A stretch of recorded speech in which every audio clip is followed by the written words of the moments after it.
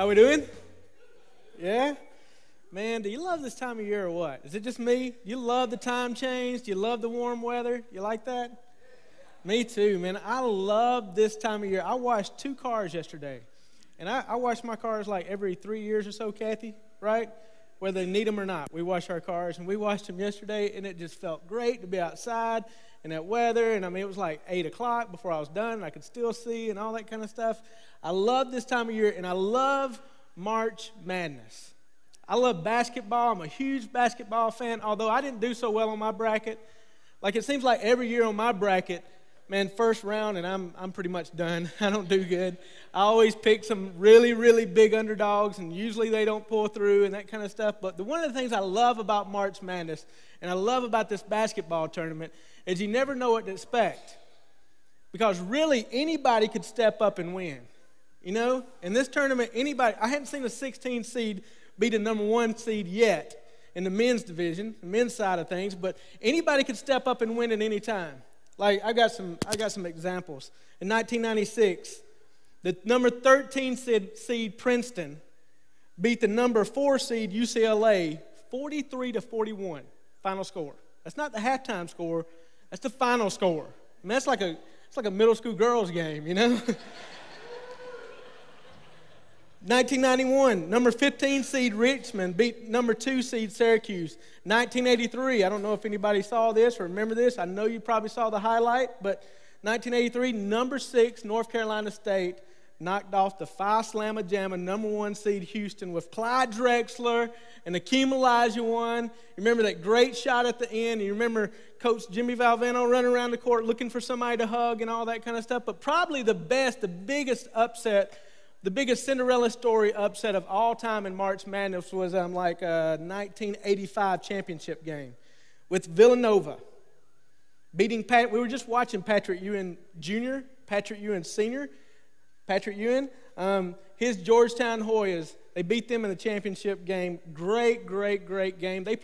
Mickey was telling me, they played like a near perfect game to win this game because they had to. They were that big of an underdog. The thing I love about March Madness is you never know what's going to happen. And isn't life like that sometimes? You never know what's going to happen, you know? And I tell you, man, for me, my life has been madness lately. We started this series, March Madness, and we're taking kind of a different spin on March Madness. We're looking at the madness of Christianity, really. Last week, Jared talked about the madness of the madness of the cross. This week, I'm talking about the madness of following Jesus Christ. Can I tell you, y'all, right now, I can testify I'm living in madness because I never know what's going to happen next. I never know where God's going to lead me or where he's going to take me or anything like that. But I kind of wrapped it up like this. Jared talked about last week that salvation was free. It cost us nothing, all right? So I'm saying, here's the way I kind of wrapped up these 2 weeks. The madness of the cross is that salvation is free. The madness of following Christ is that it's going to cost me. One thing I know about following Christ is it costs us something, all right? So I need a little audience participation real quick, all right? I need y'all to repeat something after me, okay? And I think we're going to have it on the screens. But here it is, all right? You ready? Salvation is free. There you go. Let's try that again. Somebody did really good, and the rest of y'all caught on. All right? Salvation is free. It costs me nothing. Following Christ will cost me something. All right, Jared talked last week about following Christ, man. I mean, the madness of the cross and that salvation is free and that you don't have to work for it. You don't have to be super religious for it. It's just given to you. It's a free gift if you accept it. All right? If that were the whole story, that'd be really cool, wouldn't it? If that were the whole story, we wouldn't need this Bible. If that were the whole story, we would just need a salvation card. We would just need like a little get out of hell card if that were the whole story, you know? But that's not the whole story, and we know that. Because after you become a Christian and you get your Bible and you begin to read it, you realize that there's something else to Christianity. There's this whole madness part, this whole crazy part that you're supposed to really follow him. And sometimes, I'm just going to be honest with y'all, sometimes, man, that does not make sense to me.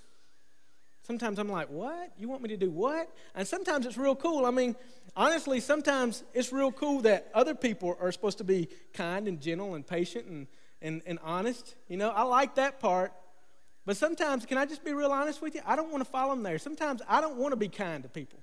There's some people that tick me off, and I just don't want to be kind to them. There's some times I don't want to be patient. I'm like, God, I want you to show me what I'm supposed to do right now. And man, he's teaching me patience. Sometimes it's good for everybody else, but it's not so good for us. It's madness for us. A few months ago, some of you guys were there. Jared preached at another location, and he was preaching and did a great job and all that stuff. But before he preached, they sung a song. Before he stepped up to preach, they sung a song called Healing in this House. They sung a song, and it was about God healing people and touching people and that kind of thing and healing in this house. And after they sung that song, Jared stepped up and he said, hey, if anybody wants healing, you got some hurt, some pain, some struggle in your life. If you want healing, man, I invite you to come down here. And they made like the front of the church, they call it like an altar. And they made it like an altar where you can kneel and pray to God. Okay? Over 100 people came. Ton of folks came down. Over 100 people came. And I found that very interesting that, man, I was down there too. I want healing. You know what I'm saying? Then they sang another song, and Jared stepped back up to really preach.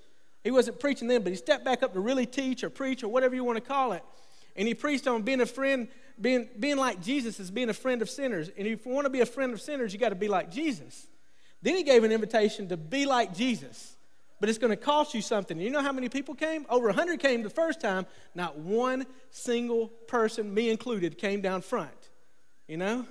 Not one single person. I just found that interesting. I think it's this. Salvation is free. It costs me nothing. We like that. Following Christ will cost you something? Ouch. We don't like that so much. Hey, we all want healing in this house. We all want our needs met. You know what I mean? But for us to have to change something, man, that's kind of tough, you know? And now Jesus is saying to us, man, once you start considering Christianity and what it's all about, and once you start considering following Christ, he begins to tell you and show you things that he wants you to give up. And we're like, dude, I'm not ready to give up control of that. You know, I like what I've got, and I want to hold on to that. And for me to think I'm giving control of somebody else to what I'm holding on to is madness sometimes, you know?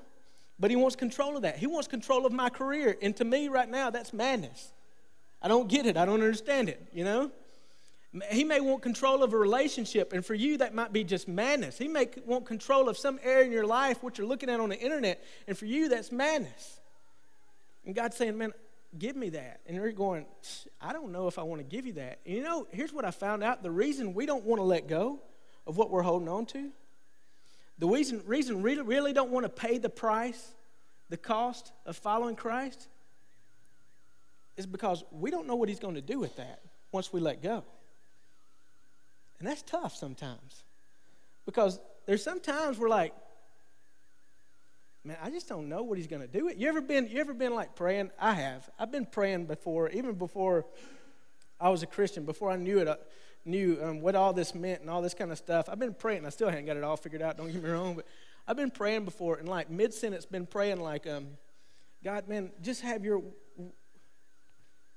and stopped mid-sentence. Because I've been like, I don't really know that I want to say, God, have your will here in my life. You ever done that? I don't really know that I want to give God control of this relationship. I don't really know that I want to give God control of everything going on. What if it's not God's will to heal my sick mother? What if it's not God's will to keep me in this position? What if it's not God's will to do this or that? And sometimes we just scratch our heads and go, dude, the reason we don't follow Christ is we don't know if we really want to, because we're scared of what he might do. And sometimes if we're honest, we're afraid to surrender our lives because he might do something we just don't like. We don't like. You know? Your loved one might not be healed. You know? You might not get to keep the job you want. You might not get to go to the place you want. You don't know, you know? There's stuff in your life you don't want to give up.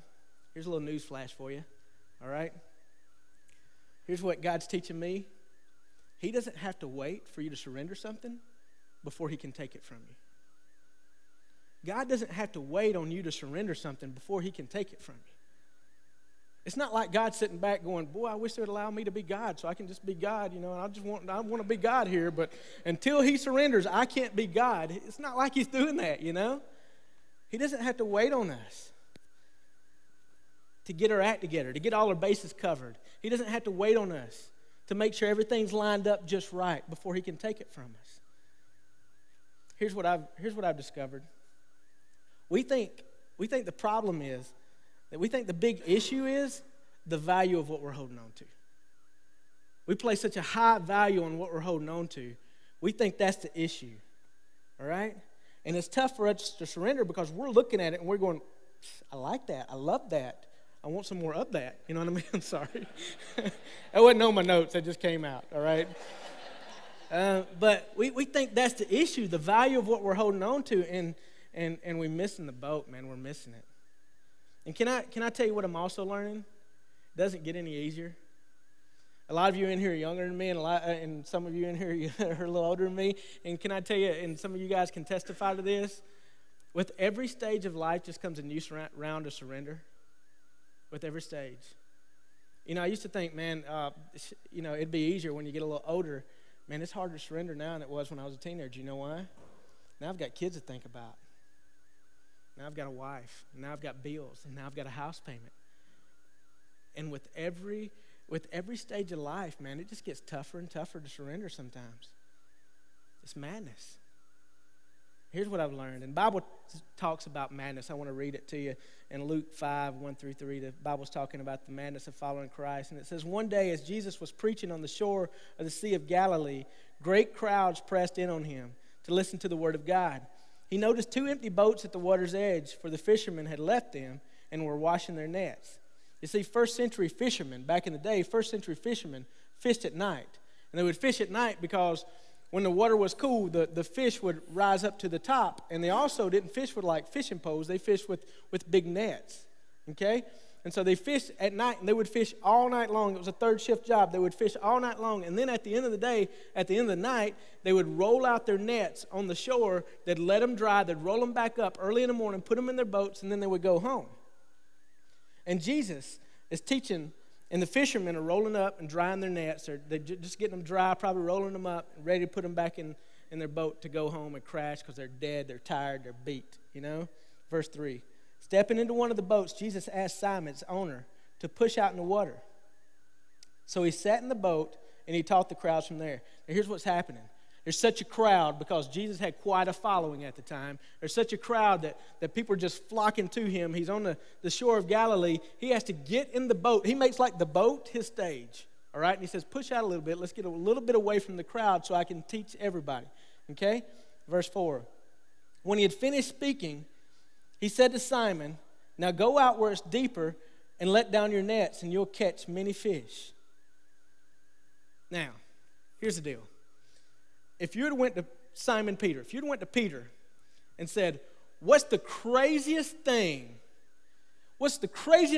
Jesus could ask you to do at this point in time? In the top 10, Peter would have said, I tell you, one of the craziest things he could ask me to do is push out in the water and let's go fish. That'd be one of the craziest things he can ask me to do. Because I fished all night, hadn't caught anything. You don't fish during the day. You don't catch anything with nets during the day. That would be one of the craziest things. It wouldn't make sense. Jesus has drawn quite the crowd. Everybody in Galilee is watching. They're going to make fun of me. That just would not make a whole lot of sense if Jesus says, let's go fishing. And then Jesus turns to Peter and says, hey, let's go fishing. And I bet Peter was thinking, y'all, because if you do a little studying on Peter, he's a pretty funny guy. And he says some things before he thinks sometimes, a lot like me. And he's just kind of a crazy guy. I bet Peter was thinking like, dude, you're a carpenter? I'm a fisherman. I'm not coming to your shop and telling you how to build a table. You don't come to my boat and tell me when and where and how to fish. I bet he was thinking, Jesus, this is nonsense. Jesus, this is madness. Jesus, this is not going to work, And then he does what we all do when Jesus asked us to do something. When Jesus asked us to surrender or asked us to follow him or asked us to give up control of something we think so valuable we're holding on to, he does what we all do. He starts giving Jesus information like Jesus don't know, you know? He starts going like, hey, God, I don't know if you know, man, maybe let me just let you in on something. I really like my job, you know? I don't know if you know, but I like the people I work with. I like the position I'm in. I'm really cool here. I'm okay with having my job. I don't know if maybe somebody else, God, I don't know if you know, but this relationship's all good with me. I mean, have you seen her? She's fine. God. And, you know, it's not like God's going, oh, James, man, I didn't think about that, bro. You like your job? Keep it, you know? It's not like he's going, oh, she is quite the looker. Hey, go for it. Let me leave you guys alone. It's not like he's doing that, you know? Well, we start giving God information. And that's what Peter does here in verse 5, like he needs it. He says, Master, Simon replied, we worked hard all night long and didn't catch anything. It's not like God was going, oh, you didn't, so let's just, hey, call it a day, man, go home and sleep. Simon Peter is like, dude, what do you think we're going to catch in a day that we couldn't catch at night? You know? Man, I've already lost one night. Man, if I go out there, I'm going to lose another. I'm going to lose another night. What do you think we're going to do that we couldn't? Everybody's watching. None of this makes sense. It's madness to me. It's going to cost me financially. It's going to cost my reputation. It's going to cost me dearly. It's madness. But isn't that the way God operates sometimes? He does. He operates that sometimes. He says, man, I want you to rethink that. I want you to let that go. I want you to leave that alone. And we're going, man, that doesn't make sense. And here's the problem we have. We lose sight sometimes of God's promises. We lose sight of his promises because we're looking at the value of what we're holding on to. And we forget the fact that he said in Jeremiah that, man, I have plans to prosper you and not to harm you, to give you hope in the future. You're going to be okay. You're going to be all right. But we lose sight of that. And we think, here's the issue becomes not the value of what we're holding on to, but all of a sudden the issue becomes, can God be trusted? That's really the issue here. Can he be trusted with our lives? Can he be trusted with control? That's really the issue. The issue is always, can God be trusted? And can I tell you, I'm here to say he can. He can.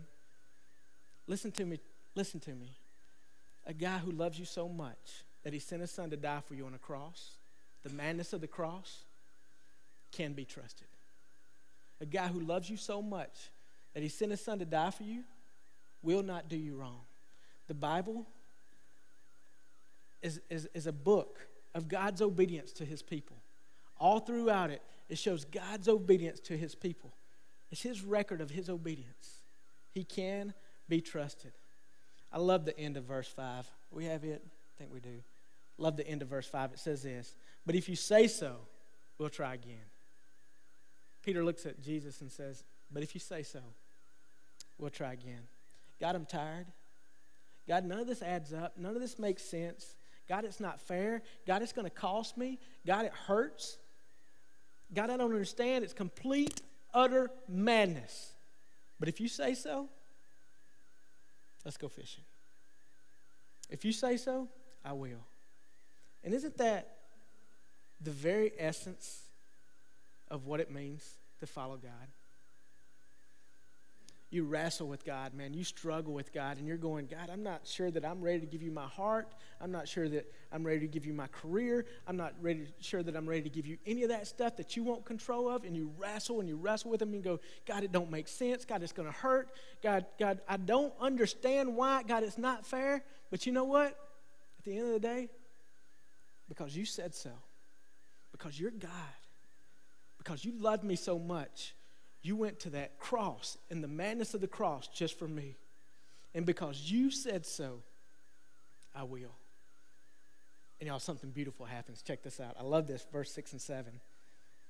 At this time, their nets were so full they began to tear. A shout for help brought their partners in from the other boat. And soon both boats were filled with fish on the verge of sinking. And what did Peter do then? Did he say, boy, I made a great decision. I'm quite the fisherman. You know? He didn't, y'all. He didn't. All of a sudden, he realized something. All of a sudden, he realized his little bitty tiny faith, his little bitty, because you said so faith, had just collided with God's great big faithfulness. And when your faith collides with God's faithfulness, something amazing always happens. You know? Luke 5:8, Simon Peter realized what had happened. He fell to his knees before Jesus and said, "Oh Lord, please leave me. I'm too much a sinner to be around you." Now, did Peter just start sinning? No, man, he'd sit 3 feet from Jesus the whole time Jesus was teaching. And he was a sinner then and before then, and for a long, long time, Peter had been a sinner. But all of a sudden, he realized whose presence he was in. All of a sudden, he realized with his little bitty tiny faith and God's great big faithfulness, something just happened. And he realized, and Jesus went from being teacher to savior for Peter that day. He realized whose company he was in. Luke 9:11 and 11. For he was awestruck by the size of their catch, as were the others with him. His partners, James and John, the son of Zebedee, were also amazed. Jesus replied to Simon, "Don't be afraid. From now on, you're going to be fishing for people." As soon as they landed, they left everything and followed Jesus. Here's what I want you to know. What God did for them that day, wants to do for you. He wants to do for you. He would love to see your little bitty tiny faith collide with his faithfulness. It says they left everything. Everything. They left their fish. Y'all, they were fishermen. They left weeks' worth of fish. Left them behind for somebody else. Now that may not mean a lot to you, but think of it this way. They left a month's worth of salary behind. These guys were living from paycheck to paycheck. They left a month's worth of salary behind. They left their nets, their boats, they left their whole livelihood and just started following Jesus. Started following Jesus. Not knowing where they're going. I know how that feels. They just started following Jesus. And Peter's like, dude, who cares? Man, before fishing was everything. But now, it's just fish. It's just fish. Because I just encountered God. You know? Here's what God is saying. I believe He don't just want our stuff. Y'all, He could take our stuff. He wants our undivided attention. He wants to blow our faith up so big that we'll never, ever, ever doubt Him again. Never. He says, I want you to trust me with this. I know how precious that you think that is, but I want you to trust me with that. And when you trust me with that, trust me. It's not that big of a deal. It's just fish. You see, Jesus could have made it easy. He could have. He could have made it real easy for Peter. You know, He could have said, hey, Peter, I'm about to do something. I'm about to ask you something. But before you give me an answer, let me just tell you what's about to go down, what's about to happen. He could have said, if you just say yes to this, before you answer, if you just say yes, you're going to go down in history as one of my followers. You're going to write 2 bestsellers, 1st and 2nd Peter. It's going to be recorded in the Bible. You're going to have rock star-like status in the sense that everybody, man, people from all over are going to come and hear you teach and speak. They're going to name buildings after you, Peter. 2,000 years later, people are going to be naming their sons after you, Peter, if you'll just say yes. If you'll just say yes. But before, you got to make the decision. All right? And now that you know, Peter, will you take me fishing? He could have made it easy like that. He could have set it up before he asked Peter to take him fishing. That's not the way Jesus operates. It's really not. I wish He would sometimes, but it's not the way He operates. Peter was thinking, man, my time, my money, my reputation are at stake here. And Jesus was thinking, dude, you got no idea what's at stake. You've got no clue what's at stake. But you're going to have to trust me because I'm not going to tell you what's on the other side of this decision. You're going to have to trust me with this one. You have no idea, guys, what kind of life, what kind of purpose, what kind of hope, what kind of value God has for you if you just trust Him. You have no idea what lies on the other side of the question. Will you follow me if you just trust Him? All right? And here's what I want to miss in my life. I want to avoid in my life? I don't want to wonder the rest of my life, what would have happened if I'd have just let go? What would have happened if I'd have just surrendered? What would have happened if I just said, yeah, Jesus, it's yours? You see, the issue is not the value of what we're holding on to. The issue is, can God be trusted? As the band's coming up, I want to share with you real quick what God's been teaching me. God's been teaching me this phrase, and it's from a song. I heard it at a very important time in my life. It just says, blessed be your name. Blessed be your name. And what that means is, God, you're worthy of my praise. Blessed be your name. You're worthy of my praise. And he's teaching me to say that at all times, you know? God, when I don't know where my next paycheck is going to come from, blessed be your name. God, when I don't know where I'm going to live, blessed be your name. God, when I don't know where my kids are going to go to school, blessed be your name, because you're still worthy, you're still God. God, when everything around me is chaos, blessed be your name. When I don't know how I'm going to make my house payment, blessed be your name, because you're still God and you're still on the throne. Blessed be your name, because you're still in control. Blessed be your name, because you are God and you love me so much that you sent your son to die for me. So you know what? In spite of everything, in spite of all my circumstances, in spite of everything going on in my life, blessed be your name, because you're God. All right, good job. Hey, here's what I know. It is going to be all right if we trust him. But the issue is, do we trust him?